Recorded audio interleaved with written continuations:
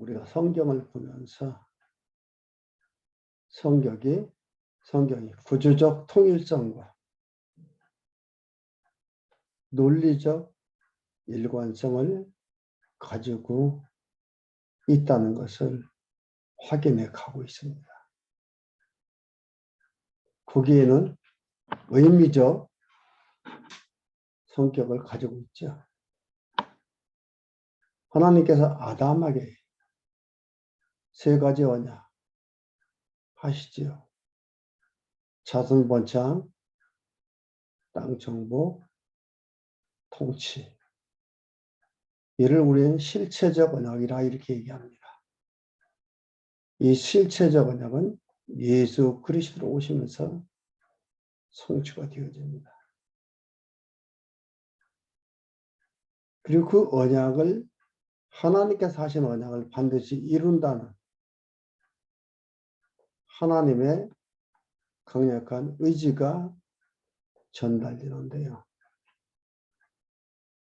그 똑같은 언약을 아브라함에게 하게 됩니다. 아브라함한테도 같은 언약을 합니다. 자손 번창, 땅 정복, 통치요. 창세기 12장에서 그 말씀을 보게 되죠. 그리고 그 언약이 이루어지는 것을 우리는 지금 확인해 가고 있습니다. 그 가운데서 룻기부터는 통치 언약이 이루어지는, 성취되는 과정입니다. 그래서 왕국이 창건이 되게 되는데요. 창건되기 전에 백성들이 사울을 왕으로 세울 것을 요구하고 하나님은 사울을 왕으로 세워줍니다. 이는 아니라는 것을 깨닫게 하는 거죠. 그리고 이제 사무엘상 16장부터 사무엘하 10장까지는 왕국 창건의 과정이 나옵니다. 즉 즉위할 다윗의 시련 및 즉위한 다윗의 형통에 대한 섭리를 계시해 주는 내용인데요. 결국은 하나님께서 언약하신 대로 유다의 혈통을 통해서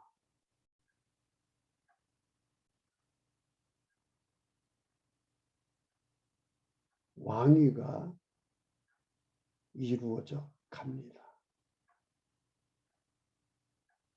유다의 혈통을 통해서 되어지는 것. 그 언약이 창세기 49장에 나와 있고요.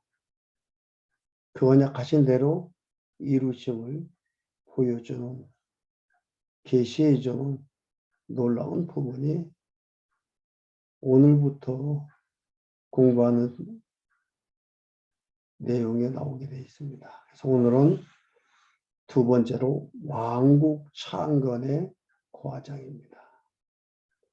사무엘상 16장에서부터 보도록 하겠습니다.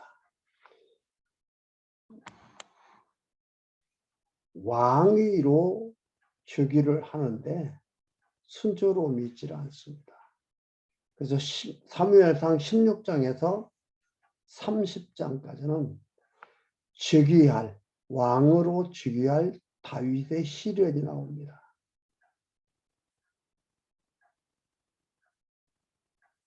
왜 이 시련들이 나오느냐?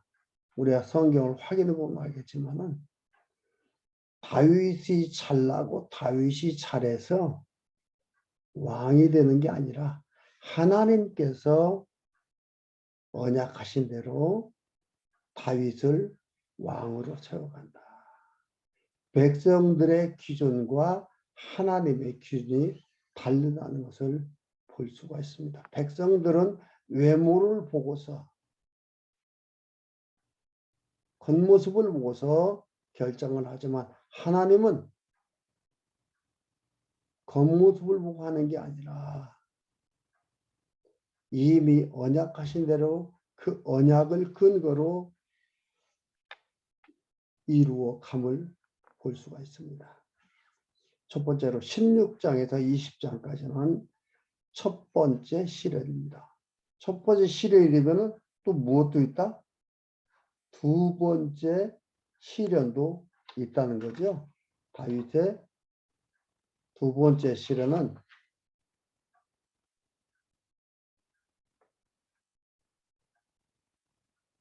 21장에서 25장까지 나와 있습니다.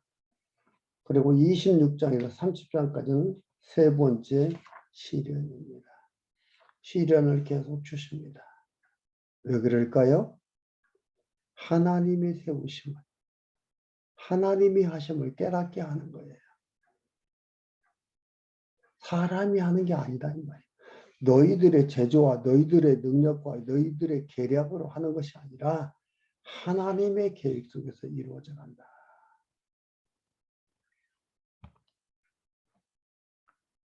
오늘은 그 첫 번째로 사무엘상 16장 1절에서 17장 16절까지 다윗이 기름 부음을 받습니다. 어떻게 보면은요, 순조롭게 기름 부음을 받는 것 같아요. 그러나 시련도 오는 것이 있습니다. 보겠습니다. 16장 1절에서 5절까지 보면은 사무엘이 명을 따라 이새와 아들들을 제사에 초청을 합니다. 여호와께서 사무엘에게 이르시되 내가 이미 사울을 버려 이스라엘로 왕이 되지 못하게 하였거늘 네가 그를 위하여 언제까지 슬퍼하겠느냐. 너는 기름을 뿔에 채워가지고 가라.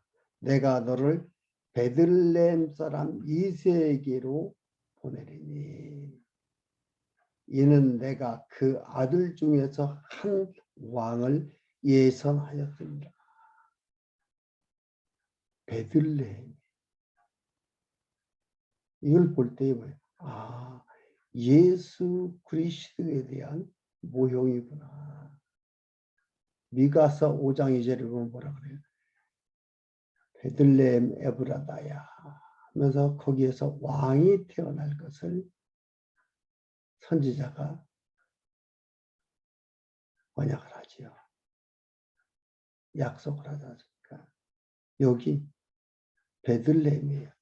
유다 지파들이 살고 있는 야곱의 아들 유다에게 약속한 것을 이루어 주신다는 강력한 하나님의 선언입니다. 사무엘한테 언제까지 너 슬퍼하고 있겠느냐. 베들레헴 사람 내가 보내는 그 아들 중에 한 왕을 예선하였느니라. 예정하고 선택했다. 여호와께서 미리 선택했다 이 말이죠. 여호와 이래라. 여호와께서 준비하셨다라고 하는 그런 것들이죠. 이게 언제 하신 거예요?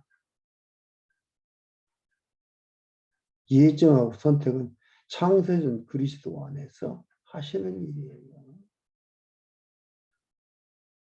이거에 대한 정확한 이해가 없으면요, 혼돈 속에 스트레스 받고요, 답이 없는 세상에서 흘러다니면서 될 대로 되라는 식으로 살 수밖에 없는 거예요. 그래서 세월을 탓하고 환경을 탓하고 사람을 탓하며 살게 되는 거예요. 하나님께서 하나님의 뜻을 이루어 가심 속에 우리가 하나님의 자녀로 부름을 받아 인도함을 받고 있다는 것을 잊어서는 안 되는 일입니다.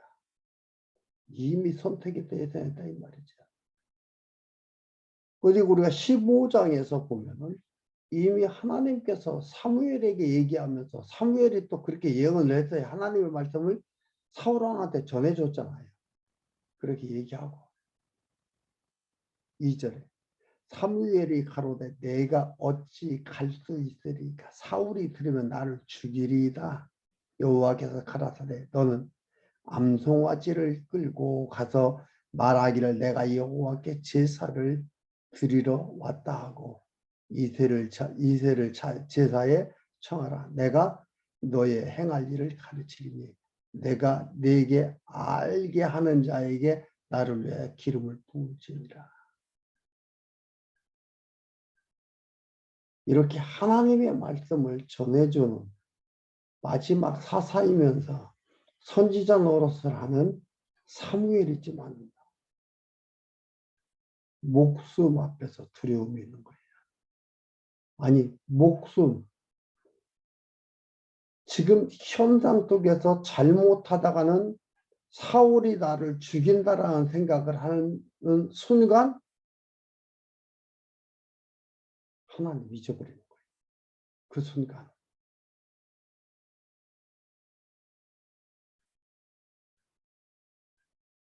앞에서 그렇게 예언해 놓고서 지금 그대로 하라고 하니까 하는 얘기잖아요.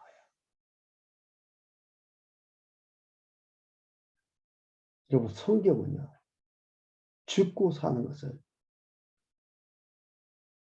무지하게 많이 다루고 있습니다. 우리 사람들한테는 죽고 사는 게 무지무지하게 중요합니다. 충격적인 사건입니다. 그래서 올바로 판단하기가 어렵습니다. 이것을 올바로 판단하는 게 너무너무 중요해요. 그러니까 나름대로만 다 나름대로 자기 유리하게 해석해 나가잖아요. 죽고 사는 게 환경과 누구 힘에 의해서 되어진다는 것을 깜빡깜빡 보게 되는 거예요. 하나님이 주도권을 가지고 있다는 것, 하나님이 주인이라는 것을 잊게 하는 사건입니다. 죽으면 이래서 죽고 저래서 죽는 거예요? 아니에요. 방법이에요. 주체와 방법을 잊어서는 안 돼요. 우리는 방법에 빠져서 주체를 잊고 살아가는 게 너무 많아요.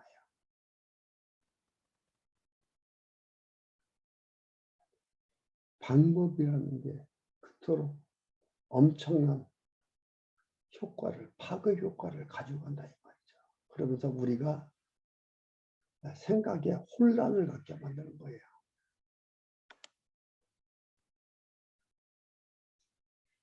그러나 하나님께서 자세하게 얘기하잖아요.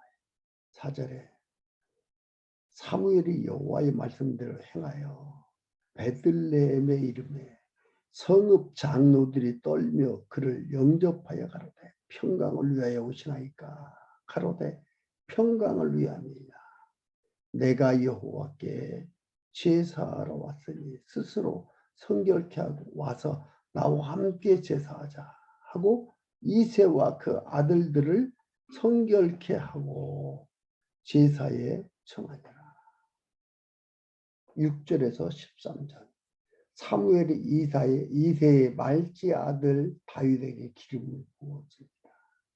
이게 보면은 기름을 물어왔습니다. 사무엘이 엘리압을 보고 그 마음에 이르기를 여호와의 기름 부으실 자가 과연 그 앞에 있도다 하였더니 여호와께서 사무엘에게 이르시되 그 용모와 신장을 보지 말라. 내가 이미 그를 버렸노라. 나의 보는 것은 사람과 같지 아니하니 사람은 외모를 보거니와 나 여호와는 중심을 보느니라. 중심이 보이지 않는 거죠. 어떻게 보입니까? 보기가 어렵죠. 하나님이 아니고서는 그 중심을 못 봅니다. 볼 수가 없어요. 얼마든지 말로 무엇으로 사람을 속일 수가 있어요. 중심이라는 건 보이지를 않는 거기 때문에 우리가 눈으로 볼 수 있는 게 아니기 때문에 하나님 보는 거죠. 하나님께서 택한 자가 아니다 이 말이에요. 그러니까 이런 걸 보면서 내 기준이 사라져야 되는데 우리는 나의 기준이 다 있어요. 내가 세우는 기준.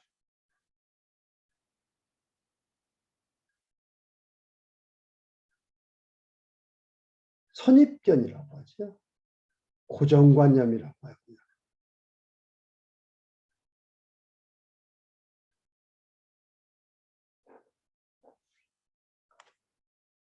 13절 보겠습니다. 다 통과한 거죠?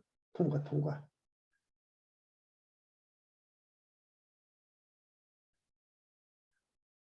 11절 또 이새에게 이르되 네 아들들이 다 여기 있느냐? 이새가 그러되 아직 말째가 남았는데 그가 양을 지키나이다. 사무엘이 이새에게 이르되 보내어 그를 데려오라. 그가 여기 오기까지 우리가 식사 자리에 앉지 아니하겠노라. 이에 보내어 그를 데려오매 그의 빛이 붉고 눈이 빼어나고 얼굴이 아름답더라. 여호와께서 가라사대 이가 그니 일어나 기름을 부으라. 하나님께서 다윗을 보고 이가 그다 이 말이에요. 그 어떤 자? 예선한 자. 예정하고 선택한 자다 이 말이에요. 일어나 기름을 부으라. 사무엘이 기름불을 취하여 그 형제 중에서 그에게 부었더니 그날 이후로 다윗이 여호와의 신에게 크게 감동이 되니라. 사무엘이 떠나서 라마로 가니라. 하나님의 영, 여호와의 신이라는 건 하나님의 영.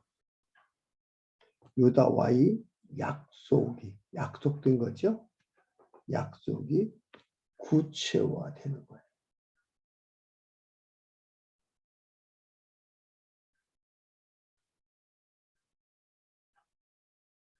기름 붓다는 것은 기름 부으다이라는 것은 뭐냐면은 성별하다, 구별하다 이런 뜻이거든요. 그러니까 왕으로 구별한 거예요. 하나님께서 이렇게 하신 것들입니다.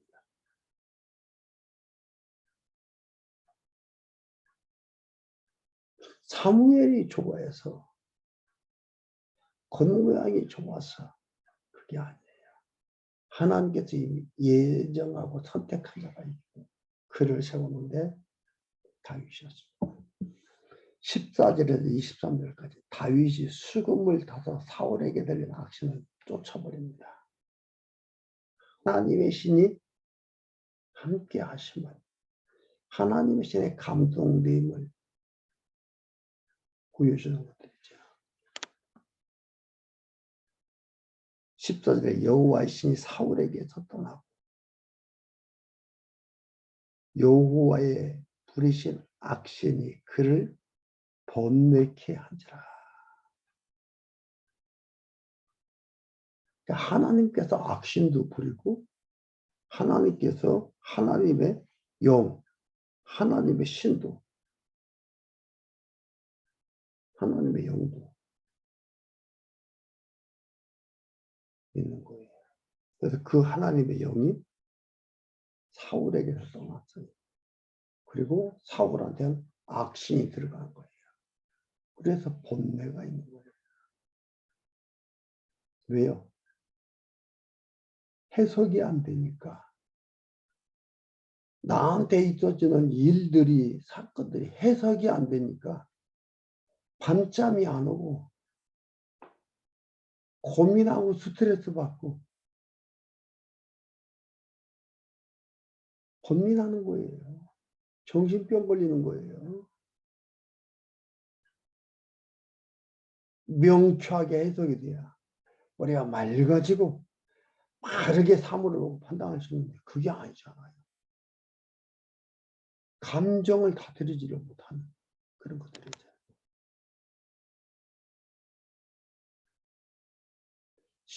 15절에 사울의 신하들이 그에게 이르되 보소서 하나님의 부리시는 악신이 왕을 번뇌케 하온즉 원컨대 우리 주는 주의 앞에 모시는 신하에게 명하여 수금을 잘 탈 줄 아는 사람을 구하게 하소서. 하나님이 그가 손으로 타면 왕이 나으리라. 사울이 그래서 베들레헴 사람 이새의 아들 먼저 탈 줄 안다 이 말이죠. 그가 탈 줄 알고 호기와 무용과 구변이 있는 충성한 자라. 여호와께서 그와 함께 계시리이다. 신하들이 다윗에 대해서 소개를 합니다. 그러니까 사울이 그에게 사자를 이새에게 보내어 이르되 양치는 네 아들 다윗을 내게로 보내라 하며 이새가 떡과 한 가죽 부대에 포도주와 염소 새끼를 나귀에 실리고 그 아들 다윗의 손으로 사울에게 보내니 다윗이 사울에게 이르러 그 앞에 모셔서매 사울이 그를 크게 사랑하여 자기의 병기든 자를 삼고 이새에게 사람을 보내어 이르되 정컨대 다윗으로 내 앞에 모셔서게 하라. 그가 내게 은총을 얻었느니라 하니라. 하나님의 부리신 악신이 사울에게 이를 때에 다윗이 수금을 취하여 손으로 탄즉 사울이 상쾌하여 낫고 악신은 그에게서 떠나갔더라. 악령이에요. 악령도 여호와 앞에서는 여호와 앞에 쓰임을 받는 도구예요. 이게 보면은요, 참 감정을 잘 고르게 다스리는 것, 그런 것을 가지고 있다는 예술은 참으로 귀한 거지. 수금을 잘 닦고 걸든 하나님께서 악신이 떠나가게 하는 그 일을 한 거지.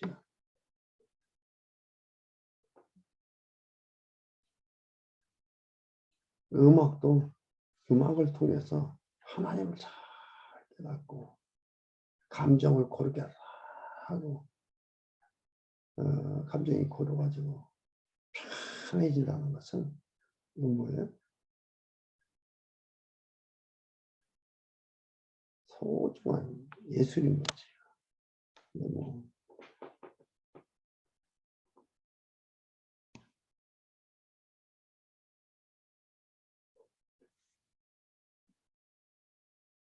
이렇게 해서 하나님께서 다윗을 왕궁으로 불러들이고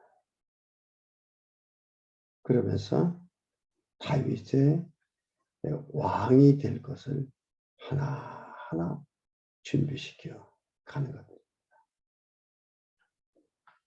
17장 1절에서 11절까지는 블레셋 군대 침략으로 사울과 백성이 크게 두려워합니다. 그 반대로 이제는 사울은 백성들로 하여금 사울을 버리게 만들어가는 거예요. 왕이 되어서 사울이 왕이 되어서 백성들이 평안해야 되는데 그러지 못하고 백성들이 두려워하게 되는 그런 일들이 생깁니다. 7장 1절에서 블레셋 사람들이 그 군대를 보고 싸우고자 하여 유다에 속한 소구에 모여 소구와 아세가 사이에 에베스 담림에 진침해 사울과 이스라엘 사람이 모여서 엘라 골짜기에 진치고 블레셋 사람을 대하여 행오를 벌였으니 블레셋 사람은 이편 산에 섰고 이스라엘은 저편 산에 섰고 사이에는 골짜기가 있었더라. 블레셋 사람의 진에서 싸움을 도두는 자가 왔는데 그 이름은 골리앗이요 가드 사람이라. 그 신장은 6규빗 한 뼘이요 머리에는 노투구를 썼고 몸에는 어린 갑을 입었는데, 어린 갑에는 고기 비늘 같은 갑옷이에요. 입었으니 그 갑옷의 중수가 놋 5,000세겔이며 그 다리에는 놋경갑을 쳤고 어깨 사이에는 놋 단창을 메었으니 그 창자로는 뱃들째 같고 창날은 철 600세겔이며 방패든 자는 앞서 행하더라. 완벽한 모습을 보여주는 것들이에요. 완벽한 모습 보여주는 것들이죠. 이러면서 이렇게 되니까 이스라엘 백성들은 어떤가? 그 모습을 보면은요.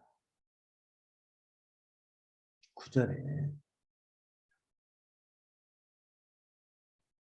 그가 능히 싸워서 나를 죽이면 우리가 너희의 종이 되겠고 만일 내가 이기어 그를 죽이면 너희가 우리의 종이 되어 우리를 섬길 것이니라.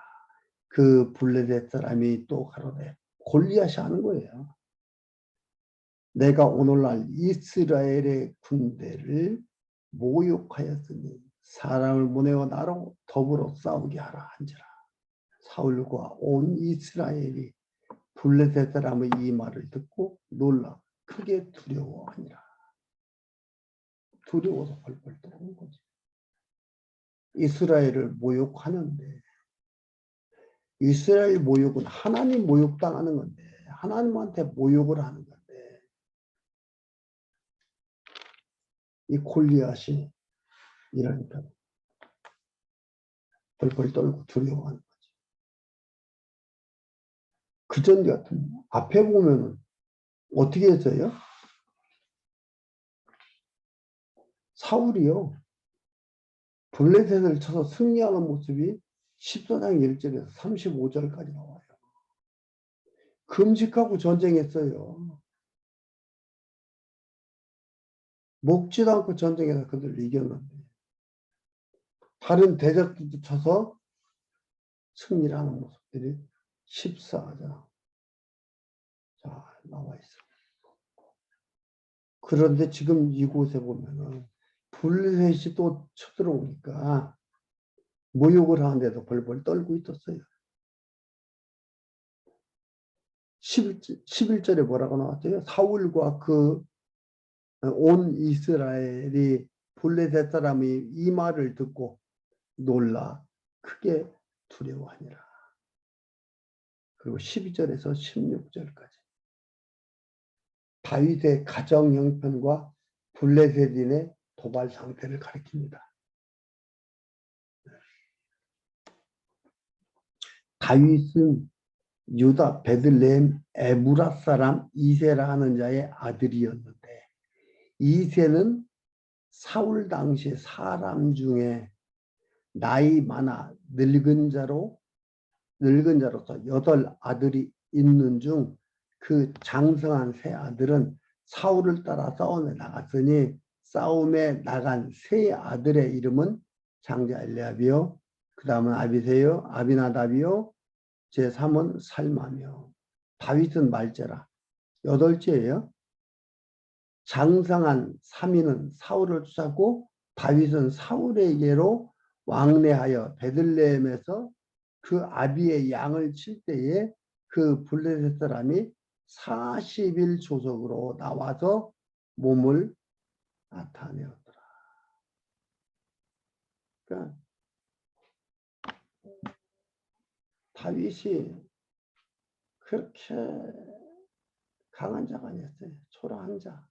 양을 치고 블레셋 베들레헴에서 왔다 갔다 하면서 그 전장 상황 아버지한테 전해주고 아버지는 나이 많아 늙었고 형셋은 가서 전쟁터에 나갔고 이런 모습이에요. 초라한 모습이에요. 이러한 모습으로 있습니다. 뛰어난 가정도 아니고 뛰어난 지파도 아니에요. 그런데 하나님은 창세된 그리스도 안에서 이를 예선했지만 그 과정 속에 중간에 창세기 49장에서는 유다 지파에서 왕의 후에 떠나지 않고 왕이 태어날 것을 얘기를 했고 그 얘기하는 것이 구체적으로 실현되어져 가는데 겉으로 보기에는 외모로 보기에는 초라하고 왕 같지 않은 모습이다. 그러나 하나님의 하심을 깨닫게 하도록 하기 위해서 이렇게 인도에 가신다는 것을 여러분 잘 아셔야 됩니다. 그래서 강한 자, 큰 자로 부끄럽게 하시고 약한 자, 작은 자로 강하게 하시는 하나님. 결국은 그리스도를 나타내시고 그리스도를 말하는